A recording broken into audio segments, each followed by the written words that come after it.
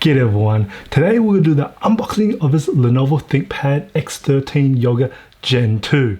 Now, this is a 13-inch 2-in-1 and I will be creating a follow-up video of this once I've spent a bit of time with this. So we're not going to BS around, we're just going to go straight into the unboxing of this computer here.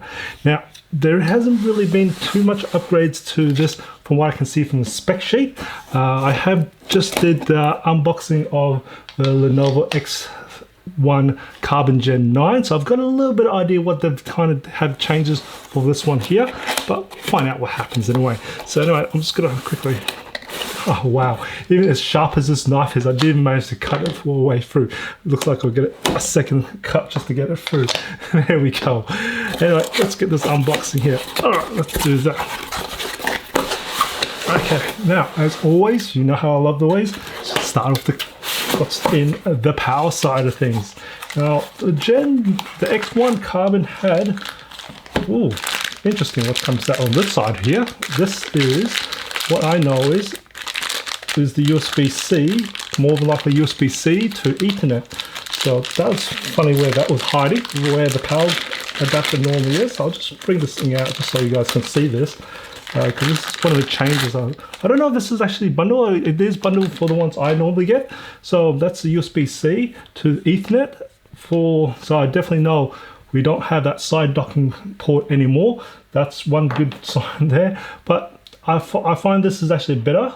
So we can actually have more universal adapters rather than having this special priority from Lenovo to getting those Ethernet adapters, which probably cost a little bit more than you can buy generic ones. So it's nice to see that move towards that and one. So anyway, let's go to it. We don't need that box there.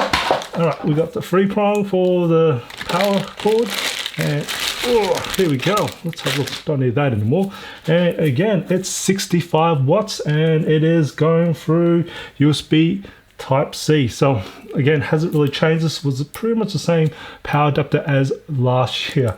So I'll just put it all to the side here. I'll just move that across the side. It's documentation. We don't need that, do we? And okay, let's move it along. Oh, sorry. We've got more documentation here. Do we need this? You know the drill. We don't need that. Alright, let's move this across around. And we've just got the phone, 2 big phones, anything else inside? Nothing in there. I'm going to chuck this back in and whoa, we're crashing through things there, didn't we? That's alright. Okay, let's flip this around. Alright, let's just give this a quick rip and let's just get this thing open. Ooh, okay, now this here has that sort of same feel. Is it the same feel? A little bit more rougher than the X1 Carbon Gen 9, but still very nice, I can say.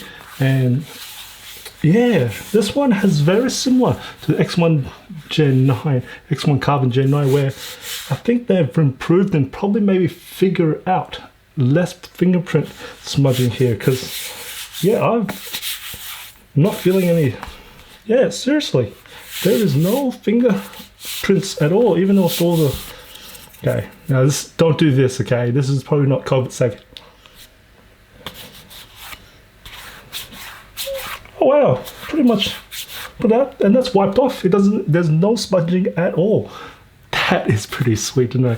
I think Lenovo really made a fantastic material out of this. So what is this one here? This is carbon fiber magnesium chassis, so it's again same like all the X1s and the X series here, so which is great. I think this year's 2021 they've made massive improvements on this material. I think this is really good material.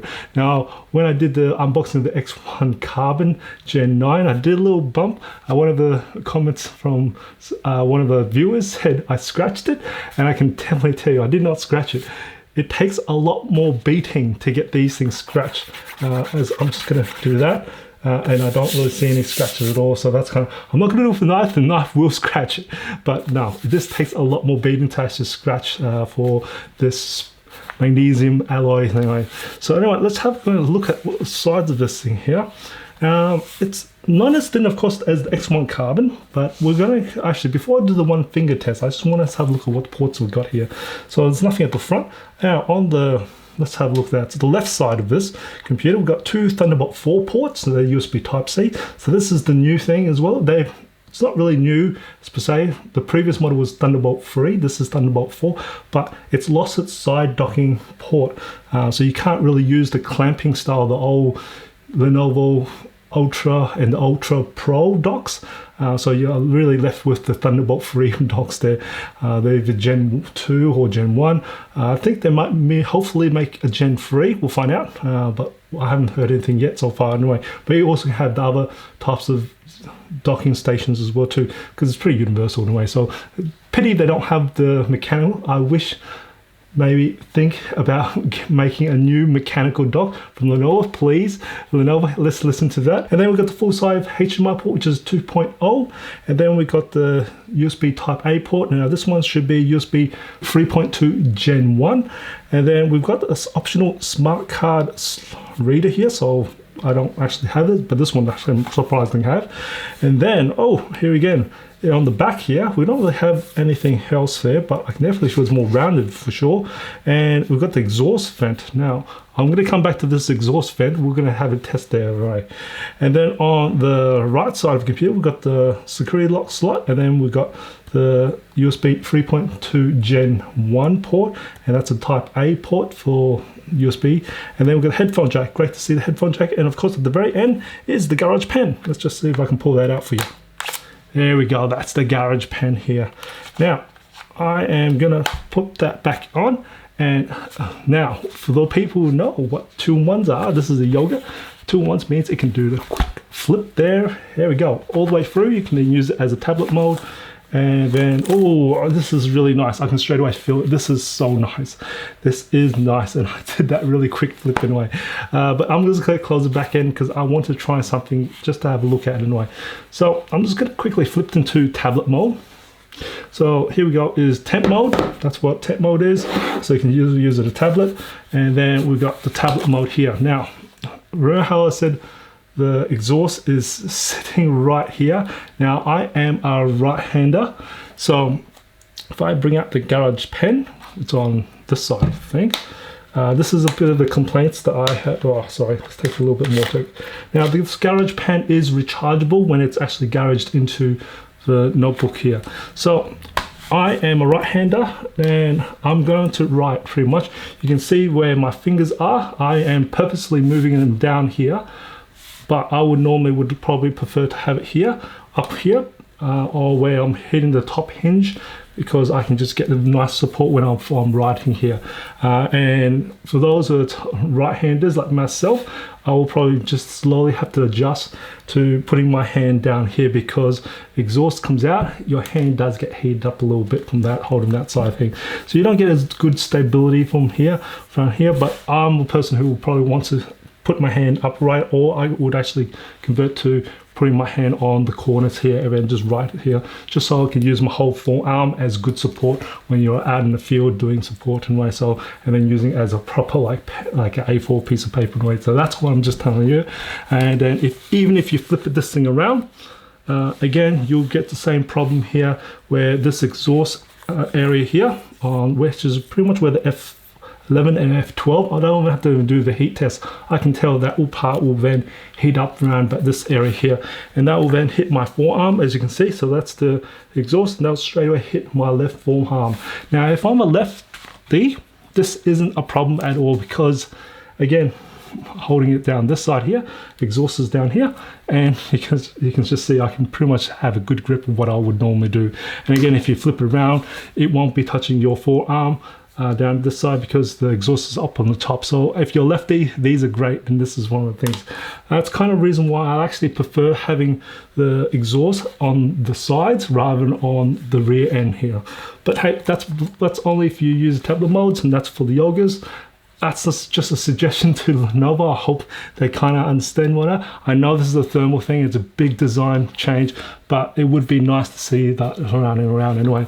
So anyway, I'm just going to pop this pen back in. Now, I will be doing the jitter test in my review video coming up. Now, I'm going to bring in the helper in. Let's have a look at this down there. Okay, straight away. Hopefully we can get this. Oh, we've got a lot of lights here. I'm going to try and not get that light hitting us very hard anyway. Anyway, here's the keys. Now, the keys to me, just like the X1 Carbon Gen 9 that I actually did the unboxing for. The case, I think the key's gone a little bit smaller, just a little bit smaller than the previous Gen 1.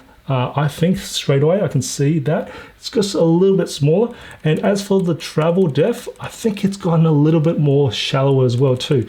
It's gone more quieter. I can definitely tell you that it's much more quieter as well too.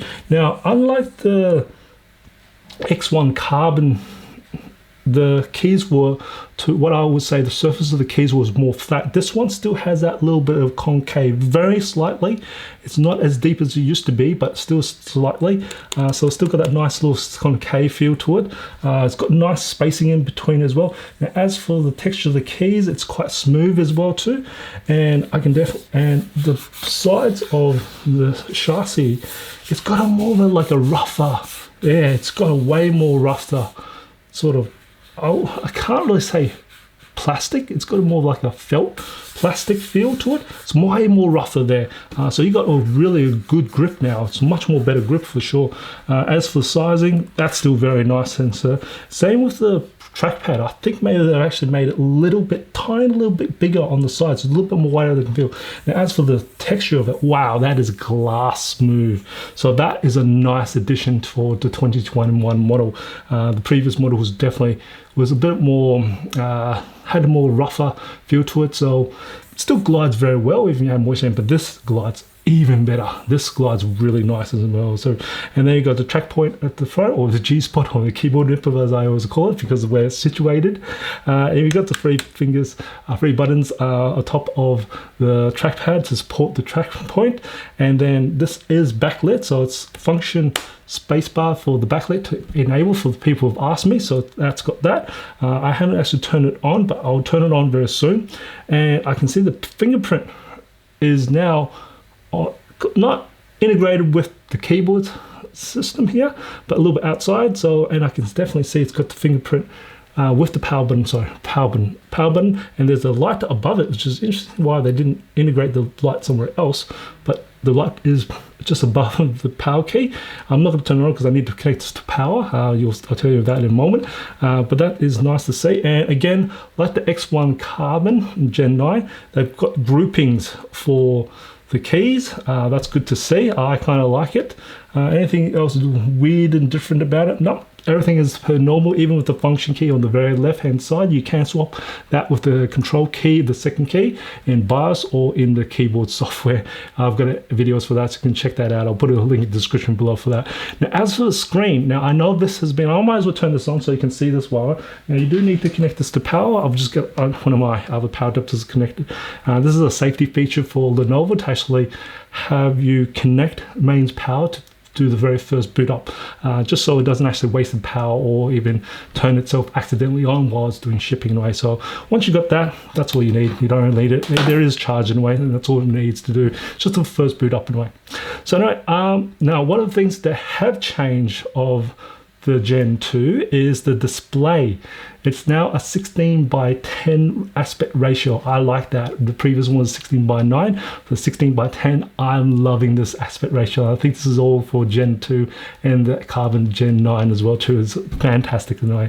Did this not boot up? Now I can see the power light coming up. It may take a little bit of time more for it. Now as for this one here, I don't know which particular display screen I've got. I know I'm pretty sure it's going to be a full HD display, and this one here does take a fair bit of smudging here. I can definitely see it from all my hands. I say I've got some maybe more moisture hands, but this has got a bit of a matte surface type of look. Is this actually not turning on, or maybe I might have to actually power this thing back on again? I'll grab the power thing. I know, here we go. It's just turning on for the first time anyway. There we go. Let's just wait for it to come out. Hopefully you see the brightness, and we'll just bring this thing bright up and see how that goes in a way. But I can definitely tell you it's got not much of a bezel on the side, but still quite a bit of bezel. Now, I don't need the power. Now on the top and the bottom, the top hasn't got too much. There is a little bit more than what you would expect, but it's got a little bit there. And as for the bottom, there is a bit on the bottom as well too, but you can definitely tell they have improved. It has improved. I'll go through the setup a little bit later on. And the reason why sometimes with the tool ones you'll find is they haven't fully put it all the way to the edge is because if you're in tablet mode, you don't really want to activate the bottom part of the screen. Hence why they give you a little bit of, just a little bit of safety allowance as well too, so you can actually move it across. Same with this side here, just so you've got somewhere to grip and you're not constantly touching it, because if they give you edge, then you'll be touching that side all the time anyway. So really, or just kind of bring that across there anyway. So, oh, well, I missed that thing there anyway. So I'll just see if I can bring, here we go, maybe that might bring it up. I'll just see if I can bring this up in more brighter. It's maxed out anyway. So I might have the 400 nit brightness one here. Now, there is a 720p webcam. Now, I do wish that Lenovo listens and give us an option for the 1080p full HD option for the webcam. We are in 2021, so maybe in 2022 they might give us a full HD webcam. We are doing more content creation and we're doing more video conferencing, of course, because of COVID. So please, Lenovo, give us that option for a 1080p webcam. That would definitely make our life a little bit nicer as well too. So yeah, now there is a privacy shutter on top, of course. It's just a little flick of a sweeper. You'll see the screen, there's a physical shutter over the lens which goes red just to indicate that there's a physical shutter there, and it actually disables the webcam as well too. That's kind of cool there. And I'm going to quickly finish setting this computer up. All right, I've got the computer all set up and I'm just going to quickly play with the speakers. Now there are two speakers located on each side of the computer, and the bottom side of that is, but it's on each side of it, and there's only two speakers. Now it is a Dolby speakers system, and with the X1 Gen 1 they were alright and they're not bad, and so I'm kind of expecting something very similar for the X1 Gen 2. I don't know if they will improve, but let's give it a go anyway. So let's start this off. Oh, sorry, let's bring it to about 50% level. Hey,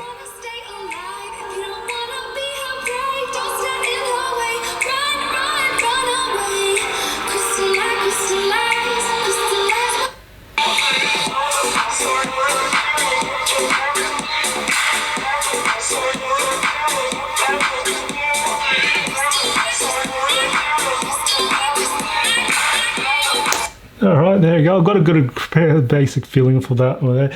I don't think they've actually changed since Gen 1 anyway. So it's very similar to last year one, which is the X13 Gen 1. It's still nice. I can't say it's bad speakers. They actually got a little bit of bass at the moment. It is propped up, so it's not got anything to bounce on. You can probably hear that. And it's got a nice separation between all the mids, highs, and bass itself. So I think it's doing pretty good. I can't really complain too much of it, but I definitely see them improving it later on. Maybe we'll add a little bit more a four-way system for the speakers, just to add a little bit more better bass oomph into there.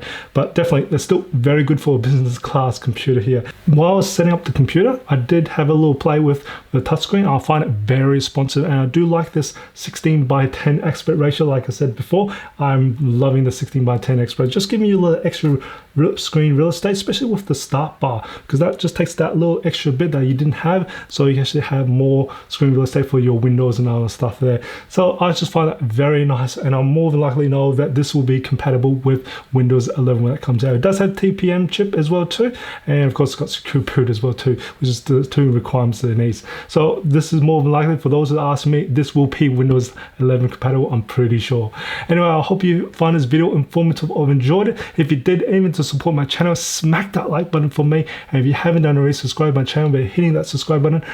Bottom home screen, I do try to upload a new video every week, and just remember, imperfections in life makes it beautiful and interesting. And I'll see you next video.